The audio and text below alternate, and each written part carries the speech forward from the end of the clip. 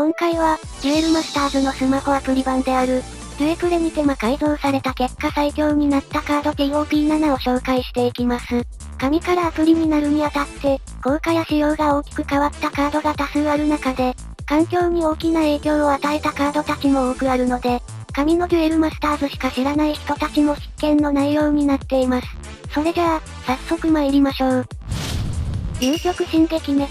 第7位は遊曲新撃滅。ゴッドリンクという当時は目新しい派手はシステムを持つものの、ガチ対戦ではあまり目立つことができませんでした。しかし、デュエプレでは効果に加え、システム面で大きな改変を受けたことにより、一気にどのデッキにも入りうる汎用カードに、なんと、デュエプレにおいては、デッキに1枚までしか入れることのできないデュエプレ殿堂にも指定されています。そんな遊曲新撃滅はどのように改造されたのでしょうか？まずはゴッドリンク全体のシステムの見直しが大きいでしょう。従来のゴッドは、2枚の対応するゴッドクリーチャーを場に揃えることで、ようやくゴッドリンクすることができます。しかし、デュエプレでは撃、滅それぞれは遊曲新という1枚のカードになり、カードの種類もクリーチャーでも呪文でもない、ゴッドカードいう種類になっています。その撃滅に対応するのは遊曲新というゴッドカード。そのカードを使用すると、撃か滅の好きな方を選択してクリーチャーとして召喚することができます。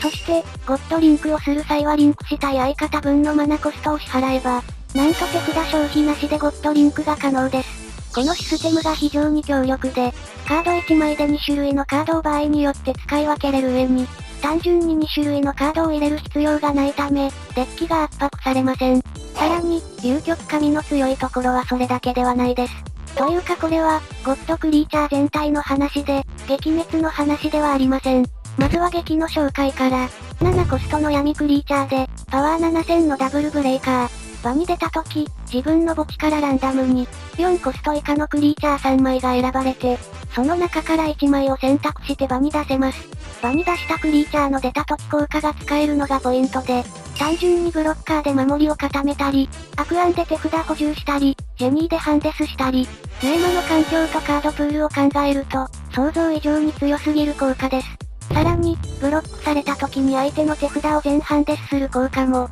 お次は滅の紹介。7コストの火のクリーチャーで、パワー7000のダブルブレイカー。場に出た時、相手のパワー2000以下のクリーチャーを全て破壊する効果と、相手プレイヤーを攻撃してブロックされなかった時、相手のパワー6000以下のクリーチャー1体を破壊する効果があります。この2枚の汎用性が尋常ではなく、色とレンジさえ合えば、どのデッキにも採用できると言っても過言ではありません。さらに、リンクして遊曲新撃滅になると、パワー2万、1000の9ブレイカー。撃滅双方の攻撃した時、ブロックされた時の効果に加えて、攻撃する時に相手のマナをランダムに2枚墓地に送る効果が追加されます。こっちからすると撃滅の出た時効果目当てでカードを使っているだけなのに、放置すると時ターン化け物みたいなクリーチャーに変貌してしまうため、相手からすると処理を強要されて、使われると想像以上に辛いです。以上、第7位の紹介でした。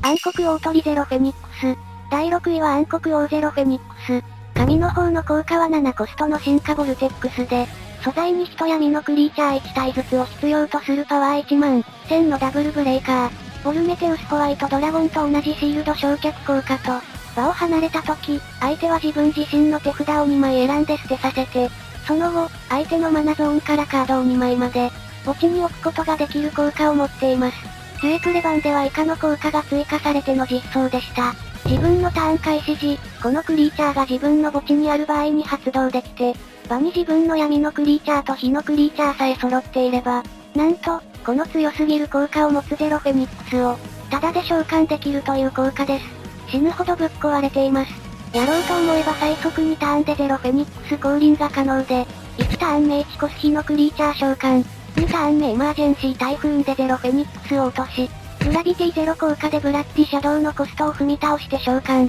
3ターン目開始時ゼロフェニックス着地。これが最強の上振れムーブです。ここまでいかずとも、4、5ターン目開始時の召喚は非常に安定しています。強すぎるがゆえに現在はナーフされて、ランデス効果を剥奪されました。そこから、環境に顔を出すことも少なくなりました。以上、第6位の紹介でした。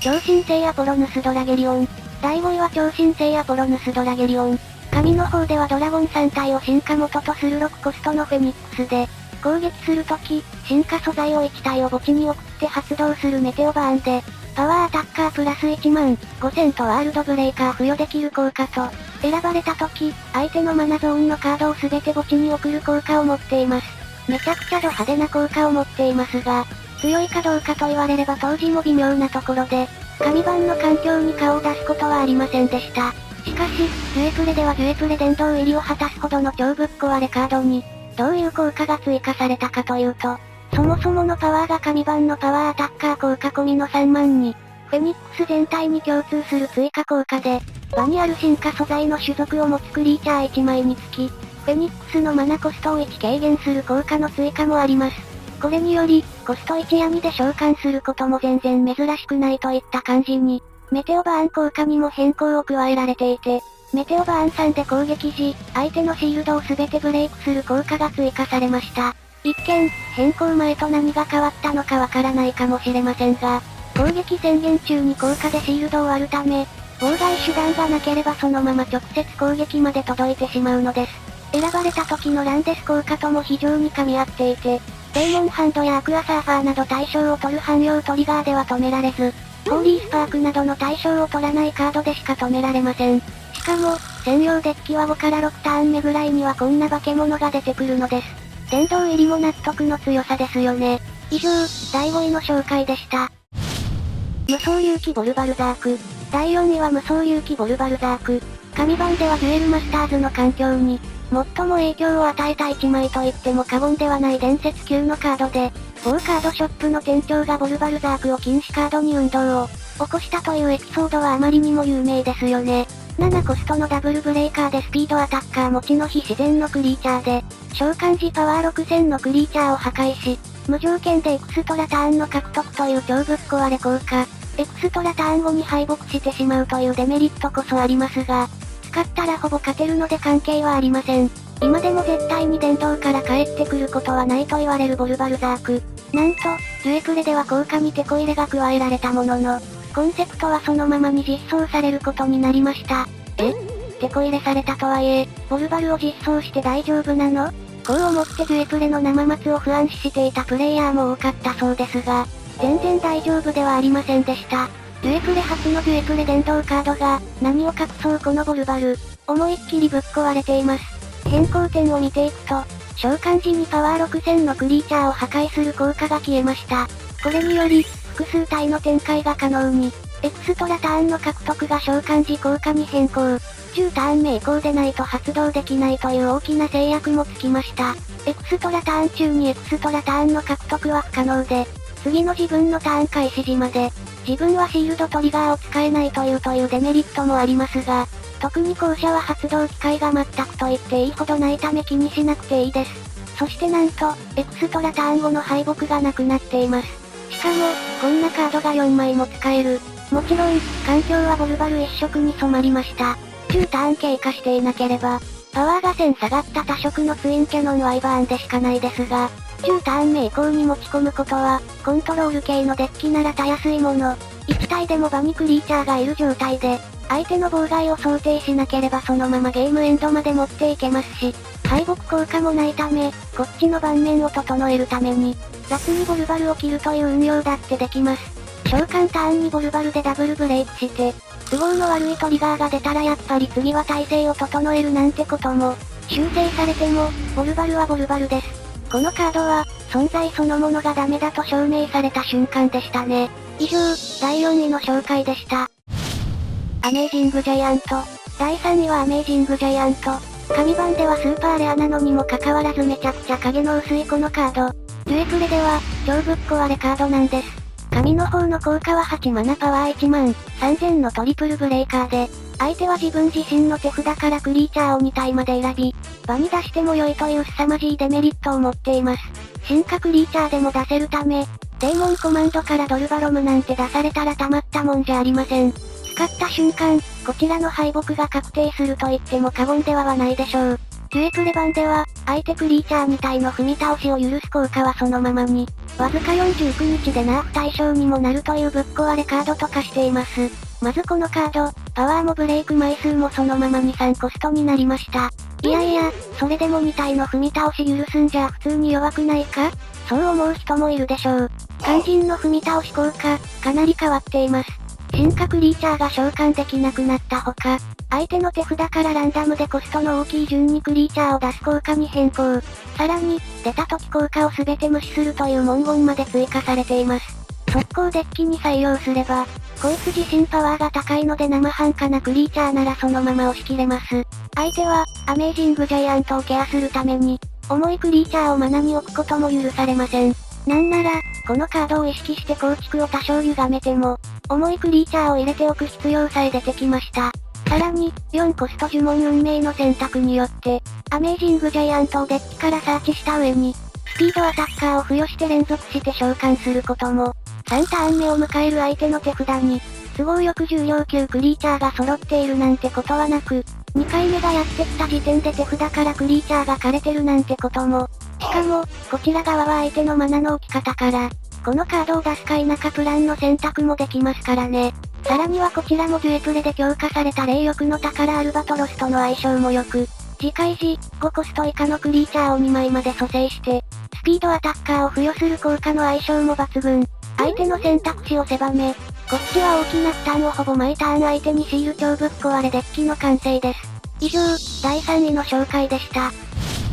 クリスタルツバイランサー。第2位はクリスタルツバイランサー。初期の人気カード、クリスタルランサーが転生したクリーチャーで、リキッドピープル1体を素材にする進化クリーチャーで、8マナパワー1万3000のトリプルブレーカー。ブロックされないという能力を持っています。イラストはどこそ高いものの、登場当時の環境からしても少し残念な能力を持つこのカード。デュエプレでは、今現在も環境を席巻する、圧倒的なパワーを持ったカードへと生まれ変わりました。デュエプレに実装されるにあたり、変わった点はたった5つ。バトルゾーンに自分のリキッドピープルが4体以上いれば、ただで召喚できる踏み倒すことができるグラビティゼロ効果の追加です。リキッドピープルには1コストクリーチャーのアクアガードや、召喚時1ドローができる3コストクリーチャーのアクアハルカスなど、優秀な進化素材が多く揃っています。自分の他のクリーチャーが進化した時、カードを1枚引くことができる、2マナのリキッドピープルであるアクアスクリューと組み合わせると、ツバイ召喚のドローでツバイを呼んでなんてこともできちゃいます。アクアスクリューの効果はもちろん重複するので、1ターン目アクアガード召喚、2ターン目アクアスクリュー召喚、3ターン目アクアスクリューとアクアガード召喚、グラビティゼロ効果でツバイ召喚、スクリュー効果で2ドロー、さらにツバイ召喚2ドロー、3ターン目にして異常すぎる展開をすることが可能です。しかも、同じリキッドピープルを進化元に持ち、シンパシーも追加されたフェニックスである、マーキュリーギガブリザードを採用すれば、シールドトリガーのケアもバッチリと、強すぎるデッキです。勝負どころを見極めなければならない運用の難しさこそありますが、デッキパワー自体は間違いなく最強格と言えるでしょう。以上、第2位の紹介でした。ダイヤモンドブリザード。さて、栄えある第1位は、ダイヤモンドブリザード。紙版では正直パッとしないカードでしたが、デュエプレで初めてナーフを受けたカードかつ、ナーフに要した期間も約2週間程度と爆速。ナーフ後もたびたび環境入りするスノーフェアリーデッキの顔として、デュエプレでは目立ちまくっていたカードでした。紙版のこのカードの解説をすると、3コストの進化クリーチャーでパワー5000、素材はスノーフェアリー1体。出た時効果で、自分の墓地とマナゾーンから、スノーフェアリーをすべて手札に回収するという効果を持っています。はっきり言って、微妙です。そんなダイヤモンドブリザード、デュエプレでは出た時効果に大幅な改変が加えられています。場に出た時、自分のマナゾーンと墓地から、ダイヤモンドブリザード以外のスノーフェアリーを、手札の上限枚数10枚になるまで手札に戻し、その後、こうして手札に戻したスノーフェアリーの数だけ、自分の山札の上からカードをマナゾーンに置くという効果です。ダイヤモンドブリザード自身は回収できなくなったものの、紙版でのマナを強制効果で減らしてしまうという弱点が、補充したスノーフェアリーの数だけマナブーストで帳消しになる調整を受けています。自分のマナゾーンと墓地にあるスノーフェアリーを回収しつつ、同僚のアンタップ状態のマナに置き換えることができ、加えて回収したスノーフェアリーをそのまま展開できる自己完結した動きを持ちます。序盤から最低限の性能を持ちつつ、中盤以降は爆発的な展開力を誇り、終盤は手札が溢れんばかりの大量手札補充と大量マナーアンタップを行うことのできる、序盤中盤終盤隙のない最強のクリーチャーとなっています。また、何らかの理由でスノーフェアリーが墓地へ送られた時の、アドバンテージの損失を帳消しにできるため、ハンデスや除去にめっぽう強く、ダイヤモンドブリザードの存在ゆえに全体除去や殴り返しをあまり恐れず、ガンガンスノーフェアリーを展開することもできます。このカード1枚の存在で、